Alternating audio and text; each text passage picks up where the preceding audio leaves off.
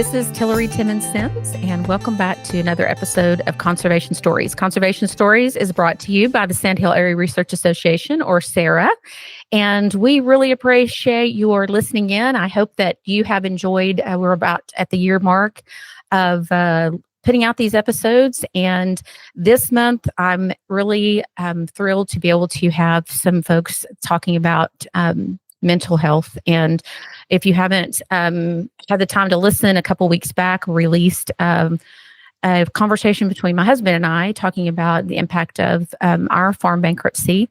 And then today recorded a friend of mine that's a banker, Sam Nesbitt, talking about the current crisis that we're in.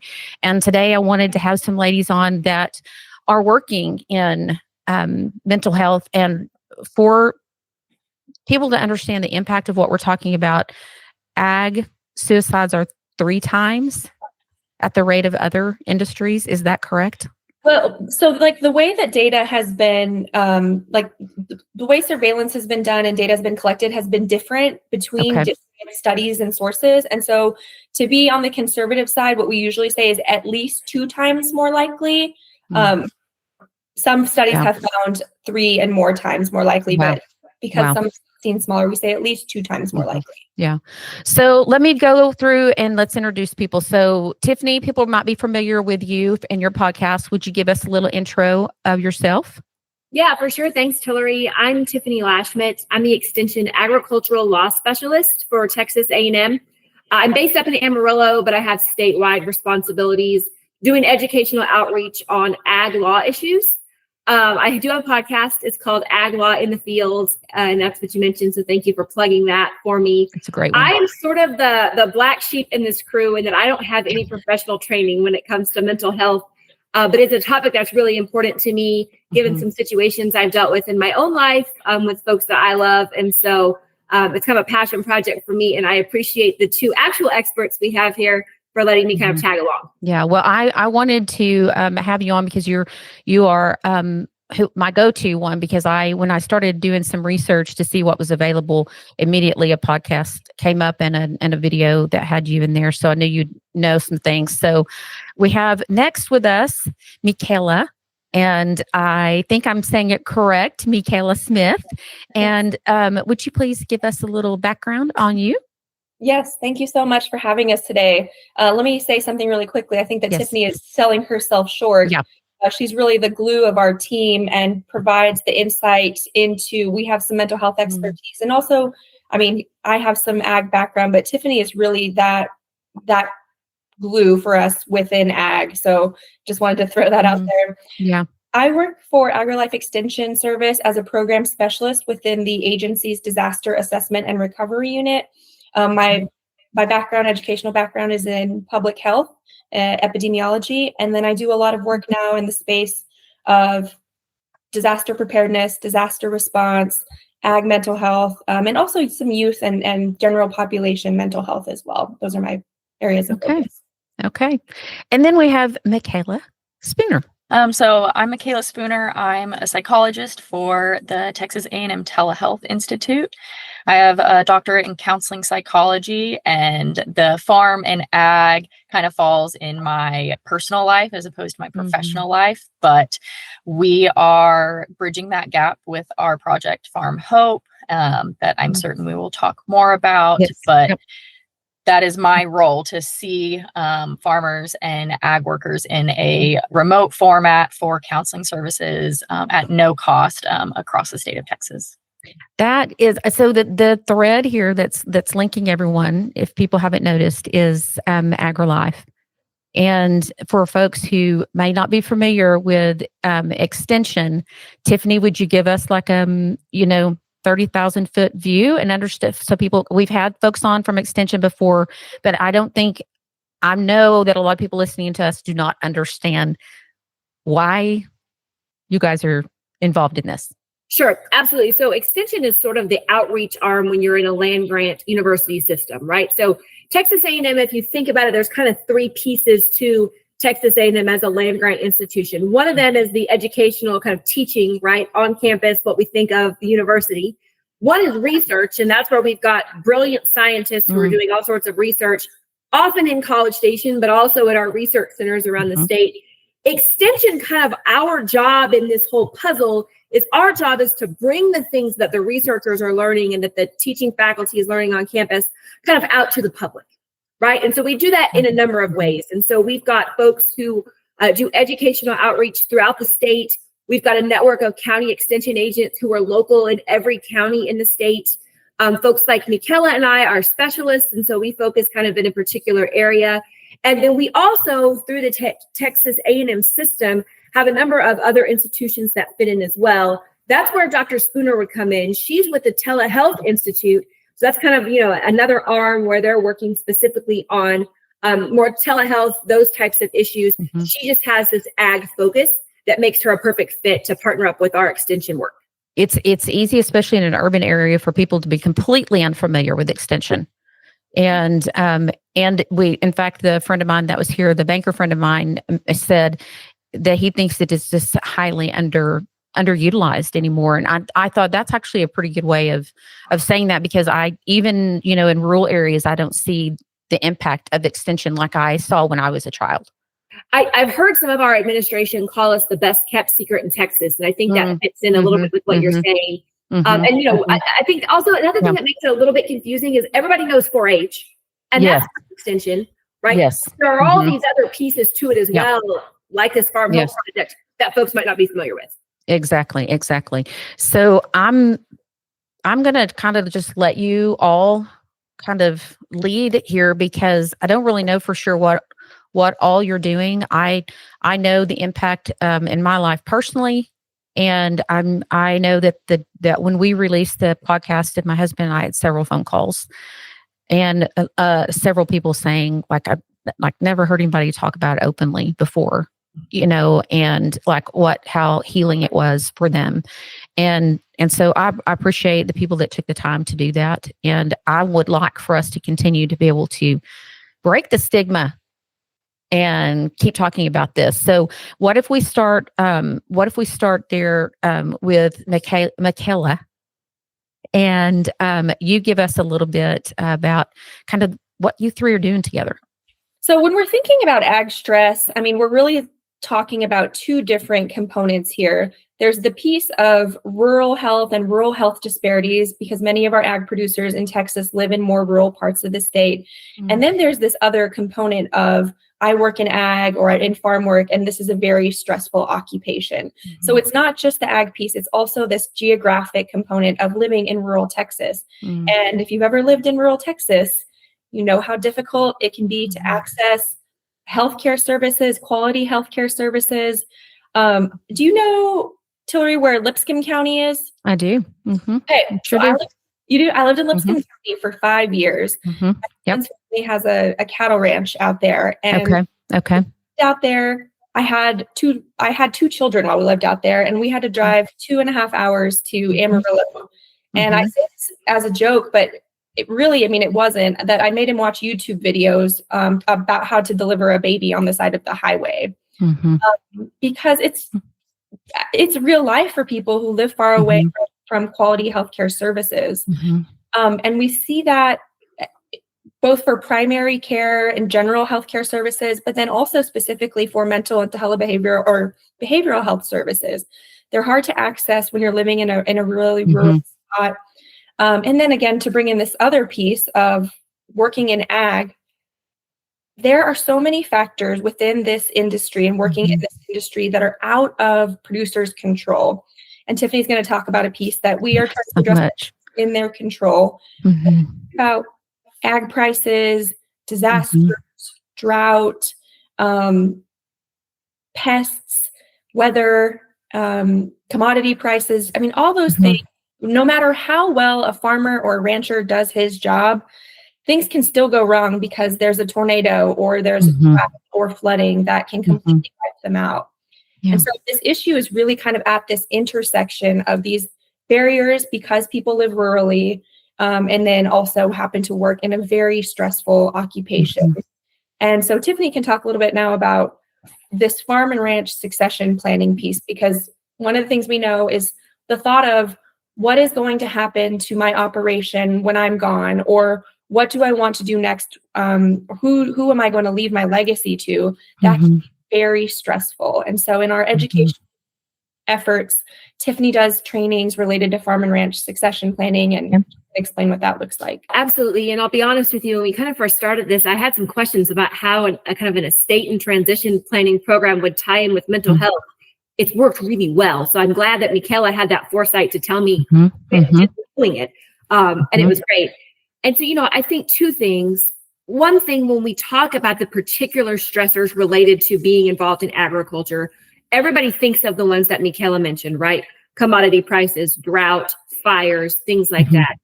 I think one of the biggest stressors that maybe we don't necessarily always articulate, but that always is kind of overlaying that for a lot of us, is that idea of kind of the generational family farm and ranch legacy that's right on our shoulders. That's right. You don't be the one that messes it up.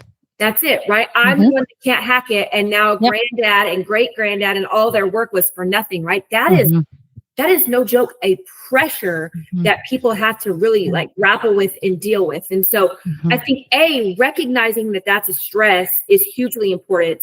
And we'll talk in a minute about why Dr. Spooner fits into our program so well related to that. But another piece of that is, as we're thinking about that legacy and as we're thinking about things we can control and ways we can ensure that that continues, taking the time to really think through a succession and estate plan is a huge thing that folks can really do to protect their operation going forward. It's not fun. Nobody likes to think about dying. Nobody wants to have these conversations about their feelings, right? Nobody likes it. Yes, nobody likes that. Yes, that's true. Right. That's true.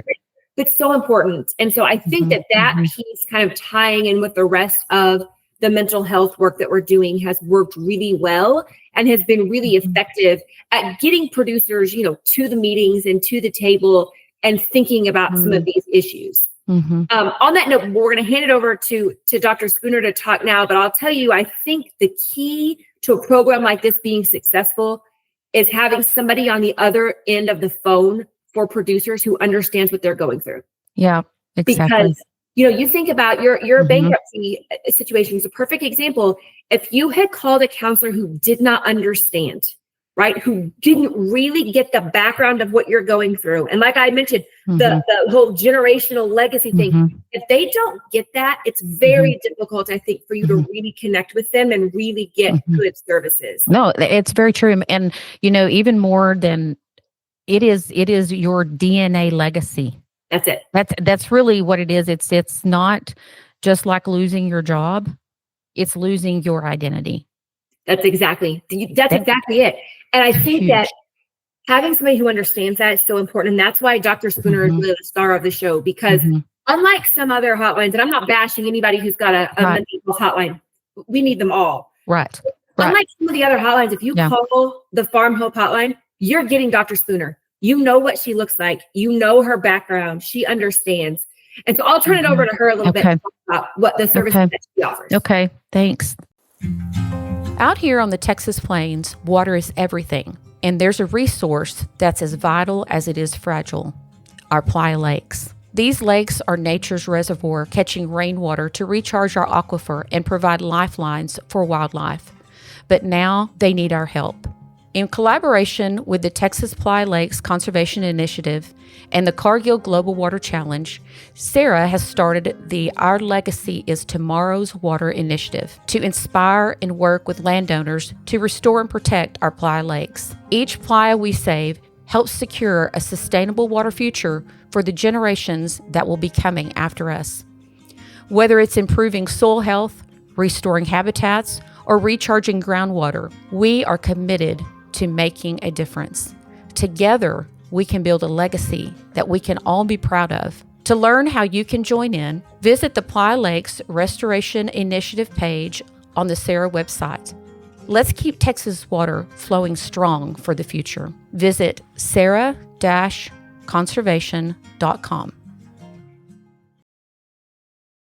Mikayla? I did want to clarify that Farm Hope is not a hotline. It's just a passage or access point for telebehavioral health services. Gotcha. Okay.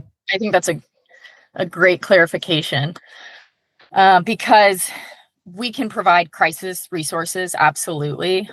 But we are definitely more geared toward ongoing therapy services. Can be short-term, can be longer term, can be a variety of presenting concerns. It doesn't have to be ag related.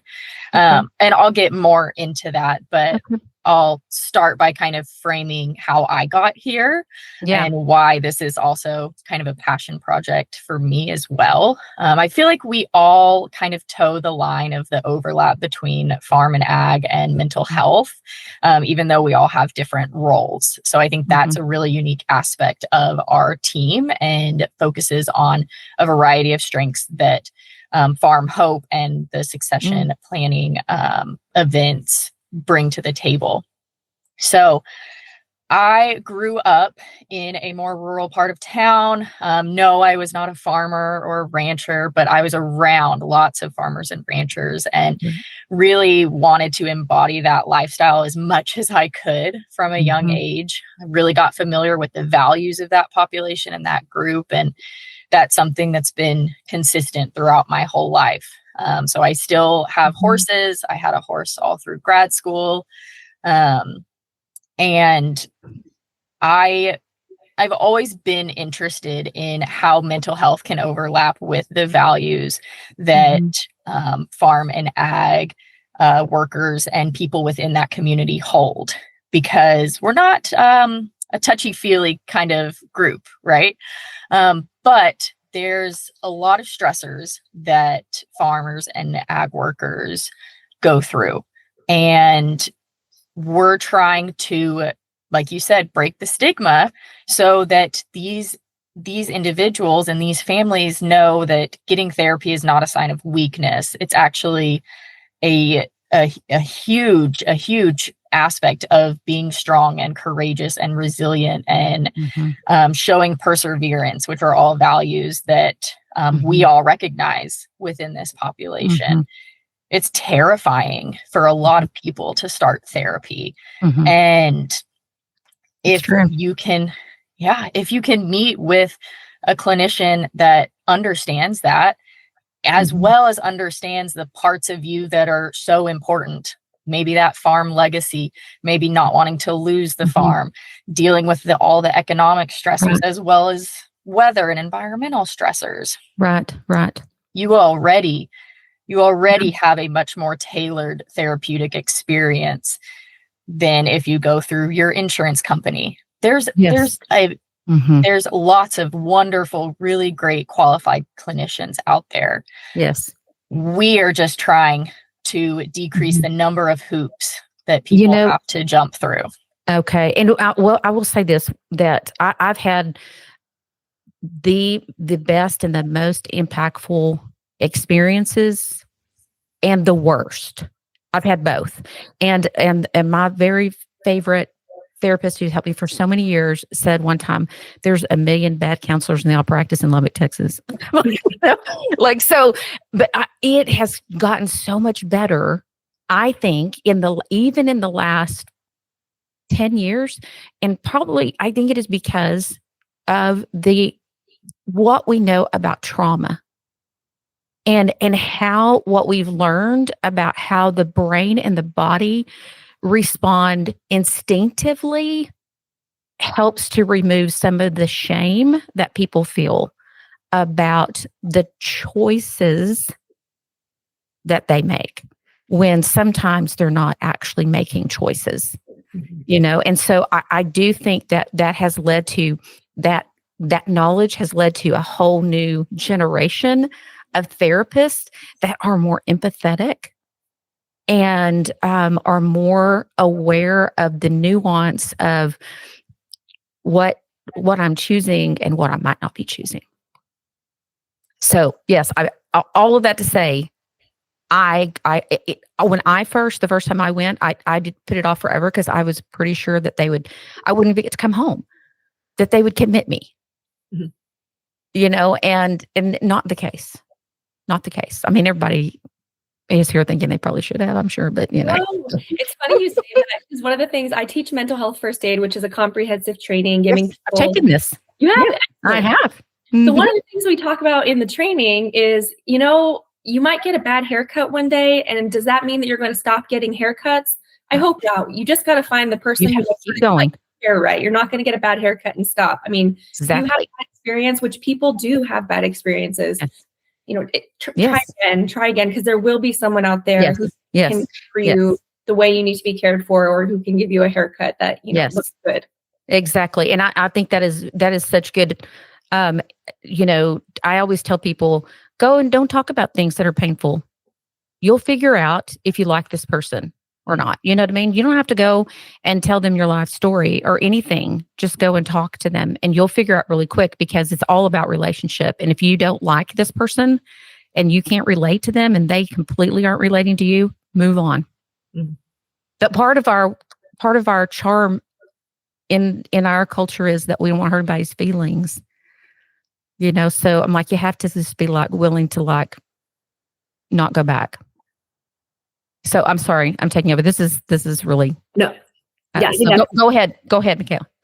Yeah, no, that was fantastic. And so many great points there, right? From breaking down the stigma by acknowledging that a lot of what we do, a lot of our behaviors, reactions, emotions are a result of what we've been through and our ways that we have coped with life and the things that life has thrown at us. They're not wrong. They kept you alive this long. They kept you here this long. Yes. Maybe some things aren't working for you now. That's okay. Right. We They're not can talk serving you well. about that. Right. Well, and you know, I think, you know, part of what I have learned about understanding trauma, and when I think about growing up on the farm, and there's a lot of traumatic things that happen. You love animals, and let me tell you, nature is cruel, and you grow up normalizing that and getting a thick skin from the time you're a little kid. But those things, they're still there, you know, and maybe you do become accustomed to it, and you accept it at one degree. You mentally, you know, right? But your body remembers those things, not to get all kooky and weird, but it really is what we know now through science, is that thing that might have seemed to you as a 50-year-old man. Sure, if it had happened to you as a 50-year-old man, no big deal, but it happened to you as a 5-year-old boy. It is a big deal. And it all comes back. That's what I think people don't understand, is that the stress that you're dealing with now is all attached by string to everything in the past. And it gets overwhelming. And that's when they need a hotline. And what do they get when they call you guys? Tell me about your hotline, what you guys do. So if somebody wants to start services with us, they just have to qualify. They just have to answer yes to 2 questions. The first one being, are you located in Texas? And the second one being, are you related to any farm or agriculture worker? So if you answer yes to either one of those questions, I mean, it could be a nephew, it could be a son, a daughter, it could be a grandparent, a cousin, of any kind of farm worker, ranch worker, anything that falls kind of under agriculture would qualify. Okay. We don't file insurance. We don't take vouchers. So if you give us a call, or if you fill out our online intake forms, you will be directly connected to our program coordinators, who will transfer the call to me as long as I'm in the office, which I am here 40 hours a week. And then I would call you up, and I would talk about, hey, you know, I see that you might be interested in setting up a session. Let's find a time to meet. Maybe it's tomorrow, maybe it's next week. Maybe it's at 8 a.m., maybe it's at 6 p.m. We'll figure out a time that works for you, and we'll get you connected, whether it's on video or whether it's just by phone. And we'll talk about, you know, what's bringing you in, and we'll kind of assess if this is a good fit, or if you feel like you only need a couple sessions versus, you know, 20, 30. Everyone's journey looks different. So we're cutting out a lot of the middlemen. You'll talk to likely just 2 people, our program coordinators, and then myself, and they are right outside my office. Wow. So you don't have to talk to insurance. You don't have to get any referrals from your doctor. We are right here, and we can get someone set And up. so do you charge? Tell me about cost. Do you guys charge? It's free. Okay. There's no cost. Yep. So the Wow. Telehealth Institute has a lot of different programs going on that serve rural communities all across Texas. Farm Hope falls under one of those projects. So I am funded through Telehealth Institute through a variety of different funding sources. And then we are able to provide these services free of charge. That's amazing. That's a huge gift, because so often, I mean, even if you find somebody, can you afford it is a big deal. And farmers are self-employed, so how many of them don't have insurance? Two other important barriers I feel like that we are addressing with having Dr. Spooner in College Station is this accessibility with privacy. So if someone doesn't have an iPad, the Telehealth Institute can mail them a software-enabled iPad with shipping labels to return them. Listen, again, I lived in rural County. Yes. And sometimes to access good cell service where I would be able to use that iPad to drive to the top of a hill. But if I can get to the top of that hill, I can get to Dr. Spooner with the iPads that we send out. Of course, they can access from their own cell phones if they have that. But we wanted to make sure to remove that. And again, like, we know that this is a highly stigmatized issue within ag communities. And so you're not driving to an office in your small town where someone can see your pickup. You can do this from the privacy of your home. Nobody has to know that you're accessing these services. And like Dr. Spooner said, can be for something really small, maybe a spousal, you need some help communicating with your spouse, especially, in ag communities. Sometimes often your spouse is your business partner. So it can be related to that. It doesn't have to be, oh, goodness, I've now reached the point of having suicidal thoughts. We want to help people before they get to that point. And so we often, when we do our presentations, use kind of these analogies related to your physical health. And we know, after a traumatic event, people are going to struggle. That's completely normal. So I'm going to tell someone I know who's gone through a really tough time, hey, maybe talk to someone now if you're struggling a little bit, a month after maybe a disaster. Talk to someone sooner than later. In the same way that if you broke your arm while you're working on the farm, tell you, let's go get your arm x-rayed and put in a cast right now so that it heals properly. And you don't have a long-term issue of this arm that no longer functions properly 3 years down the line because it heals in a way it wasn't supposed to and is now a chronic issue. And so in the same way, we want to encourage people like, hey, this is normal to be struggling after these experiences that you've had. Call us now before you get to that point where it's a more severe or chronic issue so that we can help, because we know that recovery after a event is possible and have better long-term outcomes with earlier intervention. Well, one of the things I encountered a young man who works with veterans with PTSD, and he was saying, I wish that we could get to the place with mental health when we talk about mental health when people's health are positive.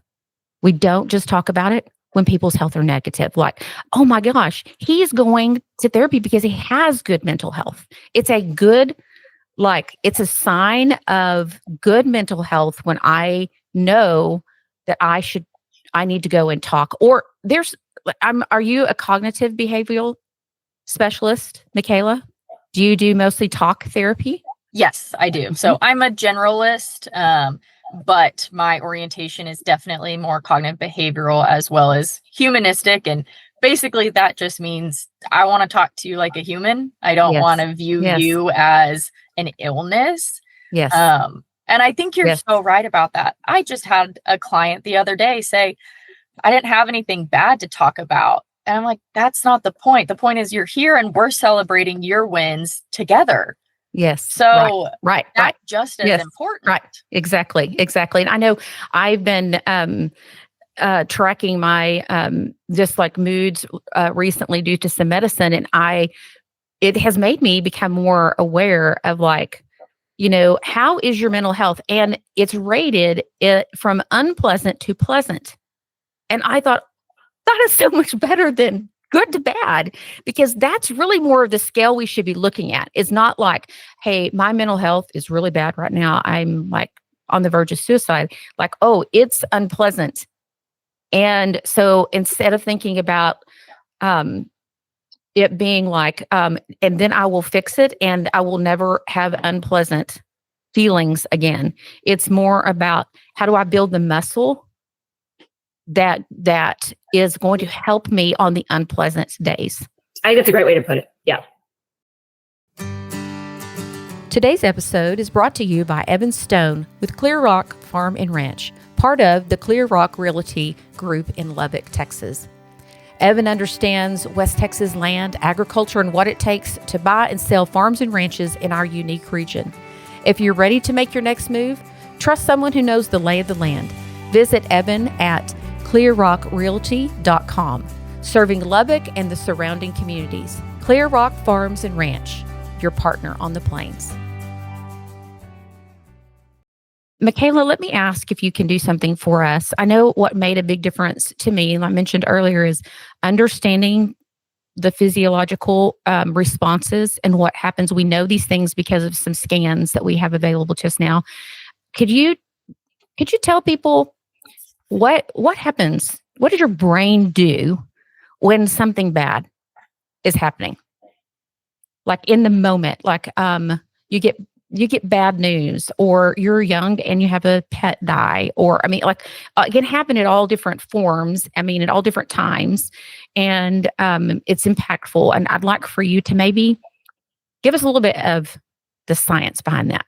On a broad scale, we know that what we think, how we behave, as well as what social media and what we're taking in and consuming on the internet, all impact our brain and how it functions and what neural pathways you're reinforcing and making stronger, and which ones are kind of going dormant if they're not getting attention.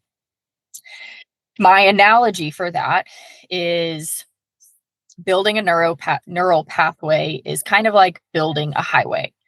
If you start off with a dirt road, it's going to take a little bit of time, especially if it's rained, to maybe get down that road.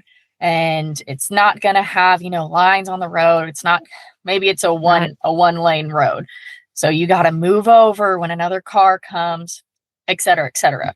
That neural pathway is not going to be well traveled. That's not going to be your automatic thought whenever something bad happens and you feel some type of way. Your automatic thought is going to go down, the highway. That's going to be my quickest way from point A to point B. And whatever you're feeding yourself mentally is going to strengthen certain neural pathways. So that highway might be black or white thinking, for example. I'm going to say, well, it's either this or it's that. There's no other decision. There's no gray area. And that can lead to a lot of distorted thinking and a lot of emotional reactions. But that's the really, really strong neural pathway in your brain. So we know that if you take the time to slow down those thoughts, to replace them and start having construction done on less strong neural pathways, you can build up all these other pathways in your brain to be stronger, more readily accessible to healthier coping skills, or coping skills that are really going to serve you. So that's one part of it. But particularly with trauma, we know that your brain functions differently after a traumatic experience. And there's lots of other diagnoses and presenting concerns that we know kind of shift how your brain functions, but I'll talk specifically about trauma. We know that the amygdala in your brain is going to filter and process emotions, particularly fear. And so when you fear for your life, your amygdala is putting you in that fight or flight or freeze mode because it's assessing what you're afraid of, if you have the ability to cope or the resources to cope, or if you need to get out of there. It's life or death. And then your brain remembers that. Your amygdala says, oh yeah, I can go into that fight or flight mode pretty quickly So if there's another situation that triggers your brain to believe that this is the same, maybe it's a similar smell from what you experienced in the trauma. Maybe it's maybe the weather is similar. You know, it could be little things like that that you aren't consciously aware of, but your body is. And it sends a message to your amygdala on that really strong neural highway that says, we got to go into fight or flight because this might be life or death. And you survived last time, but maybe you won't survive this time. And you're like, but I'm walking down a grocery store aisle. I'm not in immediate danger. You can acknowledge that, but you have to spend that time kind of talking your brain out of that initial reaction because it's trying to protect you. It's so, because like one of the things that I know I'm going to say this in a way that's the most unscientific way, but you got one side of your brain and it turns off because your body is literally going into like, we're going to survive this no matter what, at what cost. And so, and it's the side of your brain that takes in your senses. Like it takes in your smell and your touch and the feel of the weather. So that's why the trigger is something that's in the senses. And the reason you're not at the moment making a good decision is because one side of your brain is off. And so you're not thinking, processing right to left, right to left, right to left. Your amygdala is going, I'm in charge now. Everyone shut up. And I'm making all the decisions. And so then when you're talking about, you might get a smell, what happens is, right, you tell me if I've got this right. You smell something you don't even recognize, but your amygdala does. And it says, I remember this situation. And your body literally thinks it's in the same situation it was when the bad thing happened. And that's the response. And so you do that response over and over again. So now I'll talk about when that response happens, cortisol, right? Which is a stress hormone. And that leads to all kinds of things. Absolutely. Chronic stress can have a huge impact on not only your mental health, but your physical health. So you're looking at chronic fatigue, higher incidences of like heart disease and things of that nature. And there's lots of factors that influence, how you age and how your health is. But we do know that chronic stress is a big indicator of lots of health factors over time. Yeah. Well, and I'm probably more of I wouldn't have ever told anyone 20 years ago that I was empathetic, but definitely that muscle has grown through the years. And I've learned to become more empathetic to myself and to understand that not everything is black and white, and when you mentioned earlier about social media, that's what I see. That is what's feeding that thinking. And so I finally told one of my relatives the other day, if it makes you mad, if it makes you scared or sad, don't pay attention because they're going after you. They're going after you. That's what they're going after. And it's going to feed that negative pathway. Now I think of like just in our culture, because we are so black and white thinking, and that's how we're raised kind of in a rule. This is wrong and this is right. And there's nothing in between. And when you have that dichotomy, it's very difficult to, because you have to stop and think about adding some gray to that mixture. And that's really hard. Emotions are also not black and white. And regardless of if you want to have emotions or not, we do.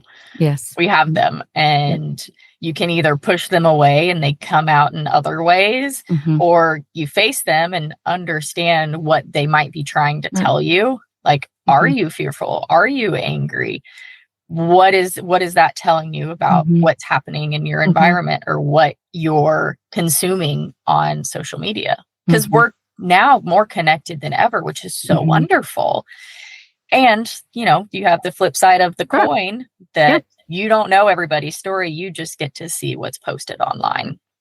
Yeah. And then people will, I don't know, it's like this permission to say, I don't know, it's like somehow people don't think they're in front of other people and they say things that would normally say. But, part of it too is you go through and you read comments, you can see people have been triggered through their response, And so I think that for people that grew up in very religious situations like I did, and maybe not even as, my background was very religious, but I think that it feels like you're making an excuse for people's behavior. And that is not what it's about. It's not an excuse. It's an explanation of why people function sometimes the way they do and why we ourselves respond to maybe our kids when they're a certain age or to a spouse, in certain situations. So I hope that those are things that people can come to you guys and learn, and not feel like I need to gotta get my shit together. Yeah.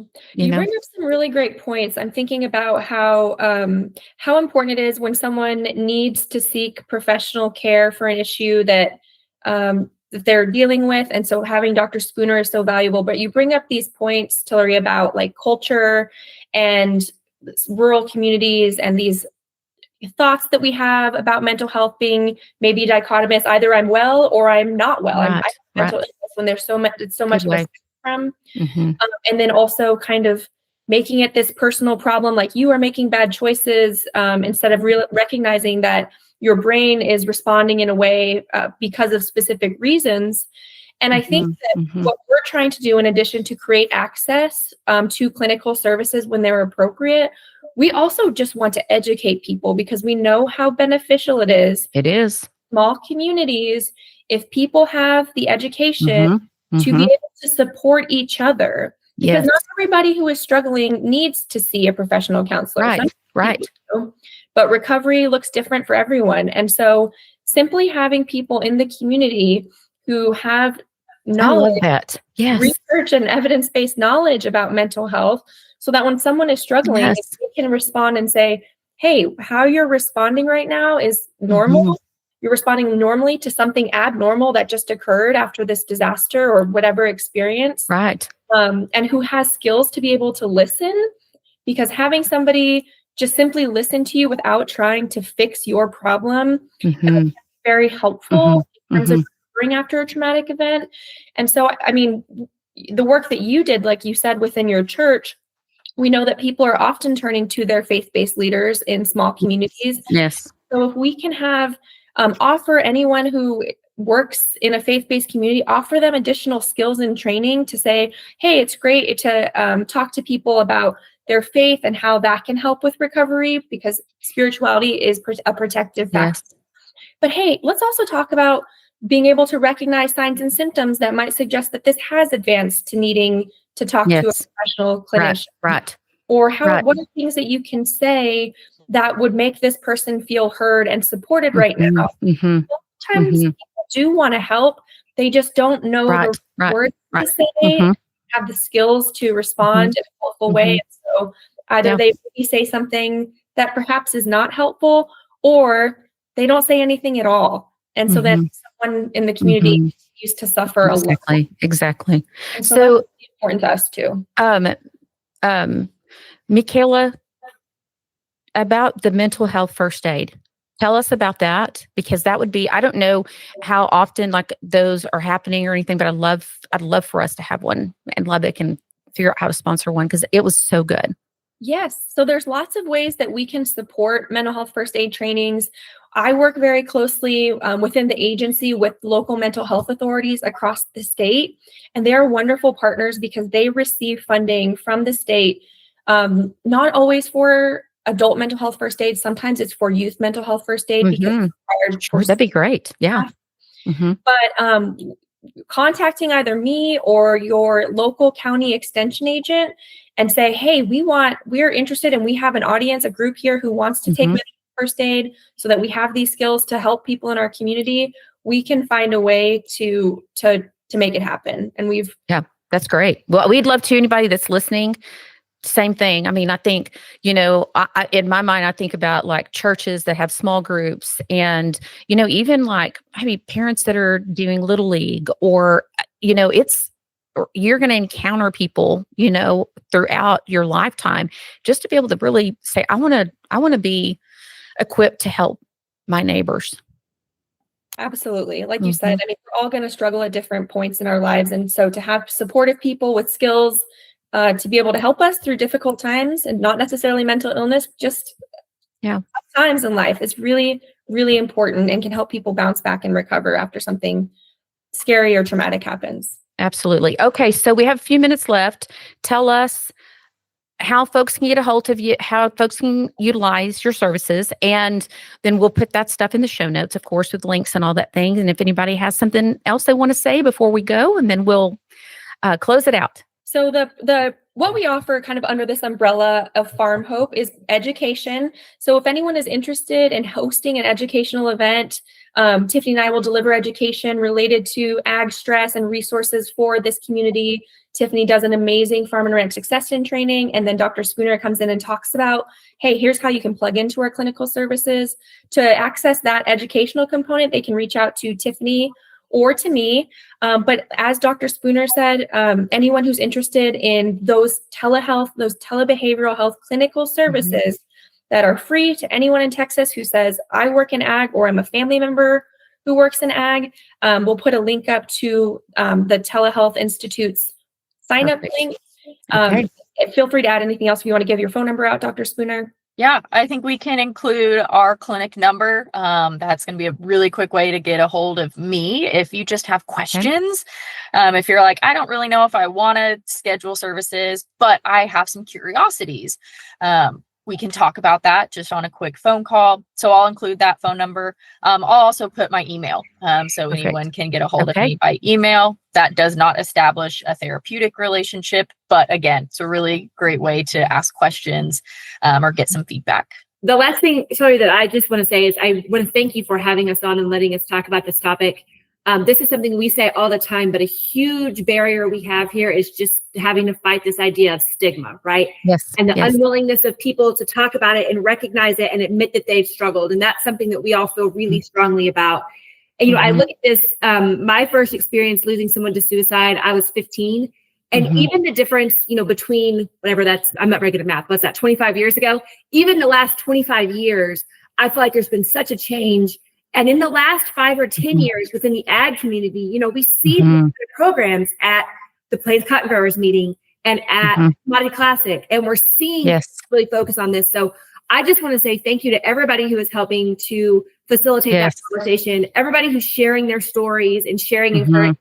Thank you for having us on your podcast. All of that really does matter. Yeah, it does matter. And it matters that we talk about it, and we talk about it in a way that gets other people to talk about it. Yeah. Well, thank you all, ladies. And thank you, friends and neighbors, for tuning in again. And I hope that you found all of this very helpful. And we will, once again, in the show notes, we'll put all of the links and everything. Mikayla, would you just say the phone number really quick for somebody that just needs to hear it and wants to write it down? Absolutely. You can give the Telehealth Institute for Farm Hope Services a call at 979-436-0700. Okay. Thank you so much. I appreciate it. Thanks, Tillery. Thank you, friends, for joining us for another episode of Conservation Stories. And we look forward to seeing you again. And if you found this helpful, remember to please like and share it with your friends. Thanks.